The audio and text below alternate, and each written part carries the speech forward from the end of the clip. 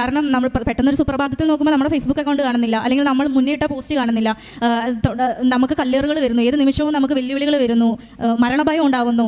നമ്മുടെ അഭിപ്രായം പറയുന്നതിന് നമ്മളിങ്ങനെ നിരന്തരം വിചാരണ ചെയ്യപ്പെടുക എന്ന് പറയുന്നത് പലതരത്തിൽ അവർ ഹറാസ് ചെയ്യപ്പെടുന്നു. ഇപ്പോൾ UAPA അടക്കം അരുന്ധതിയുടെ മേലെ ചുമത്തി വെച്ചിരിക്കുകയാണ്.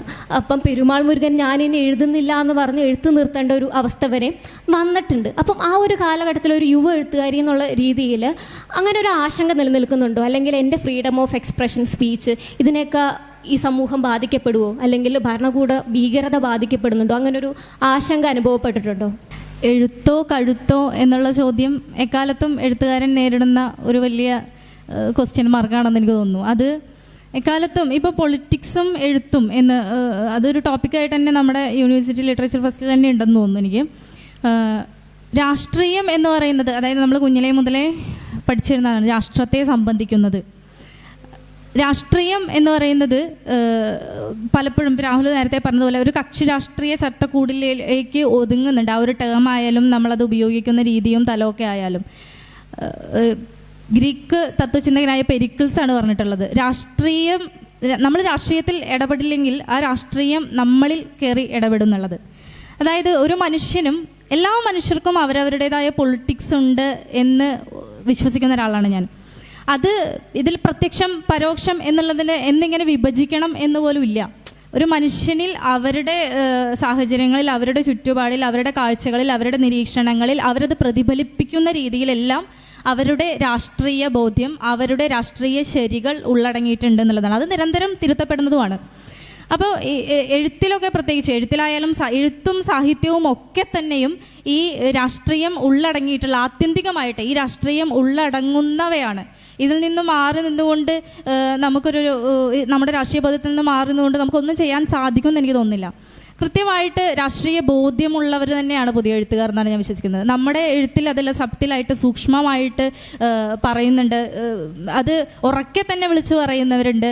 അതല്ലാതെയും എഴുത്തിലൂടെ മാത്രം ഞാൻ എൻ്റെ രാഷ്ട്രീയം, എനിക്ക് പറയാനുള്ള കാര്യങ്ങൾ പറയാൻ എഴുത്ത് മാത്രം ഉപയോഗിക്കുന്നുള്ളവരല്ല. അല്ലാതെയും അവർ പല രീതിയിലും സോഷ്യൽ മീഡിയയുടെയൊക്കെ വിവിധ വൈഡായിട്ടുള്ള സാധ്യതകൾ ഉപയോഗിച്ചുകൊണ്ട് ഇന്ന് നടക്കുന്ന ഒട്ടുമിക്ക കാര്യങ്ങളെയും ചെറുത്ത് നിൽക്കാൻ ശ്രമിക്കുന്നവരുടെ കൂട്ടമാണ് പുതിയ എഴുത്തുകാരുടെ കൂട്ടം എന്നാണ് ഞാൻ വിശ്വസിക്കുന്നത്. അതിൽ തന്നെ ഒത്തിരി ഉദാഹരണങ്ങൾ, ഇപ്പോൾ കർഷക സമരത്തെക്കുറിച്ച് പ്രതികരിച്ചപ്പോൾ നമ്മുടെ ഇടയിലുള്ളവരുടെ തന്നെ ഫേസ്ബുക്ക് അക്കൗണ്ട് നഷ്ടപ്പെട്ടിട്ടുണ്ട്.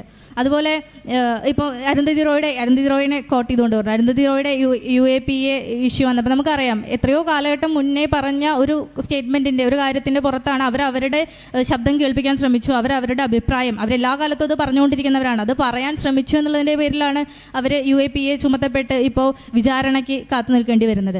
അപ്പോൾ രാഷ്ട്രത്തെ ചോദ്യം ചെയ്യുന്നവരെ മുന്നും പിന്നും ഒന്നും നോക്കാതെ അടിയോടെ വെട്ടുക എന്നുള്ളത് ഇന്നത്തെ സംഘപരിവാർ ഭരണകൂടത്തിൻ്റെ ഒരു നീതികേടാണ്. ഏറ്റവും വലിയ ക്രൂരമായിട്ടുള്ള, മനുഷ്യത്വ വിരുദ്ധമായിട്ടുള്ള, അവർ നിരന്തരം നടത്തിക്കൊണ്ടിരിക്കുന്ന ഒരു മനുഷ്യത്വ വിരുദ്ധ പ്രവർത്തനമാണ് എന്നുള്ളതാണ്. അത് എഴുത്തുകാരിലേക്കും ആ ചോദ്യം ചെയ്യുന്നവരെ എമ്പാടും, അത് എഴുത്തുകാരാണെങ്കിൽ പ്രത്യേകിച്ച് എഴുത്തുകാരെല്ലാം കൃത്യമായിട്ടുള്ള രാഷ്ട്രീയ ബോധ്യം എന്ന് പറയുന്നത് വായനയും കാണും കേൾക്കുകയൊക്കെ ചെയ്യുന്ന ഭൂരിഭാഗം പേര് ഒരു ഗ്ലോബൽ, ഞാൻ ഇടതുപക്ഷം എന്ന് പറയുന്നത് കക്ഷി രാഷ്ട്രീയത്തിൻ്റെ ബേസിൽ മാത്രമല്ല, ഒരു ഗ്ലോബൽ അല്ലെങ്കിൽ ഒരു യൂണിവേഴ്സൽ ഇടതുപക്ഷ ഭാഗത്ത് നിൽക്കാനേ കൃത്യമായ രാഷ്ട്രീയ ബോധ്യമുള്ള എഴുത്തുകാർക്ക് സാധിക്കുന്നുള്ളൂ എന്നുള്ളതാണ്. കലാകാരർക്ക് അവർ അത് ചെറുത്ത് നിൽക്കാൻ ശ്രമിക്കുകയും അത് ഭയങ്കരമായ ആശങ്കയുണ്ടാക്കുന്നുണ്ട്.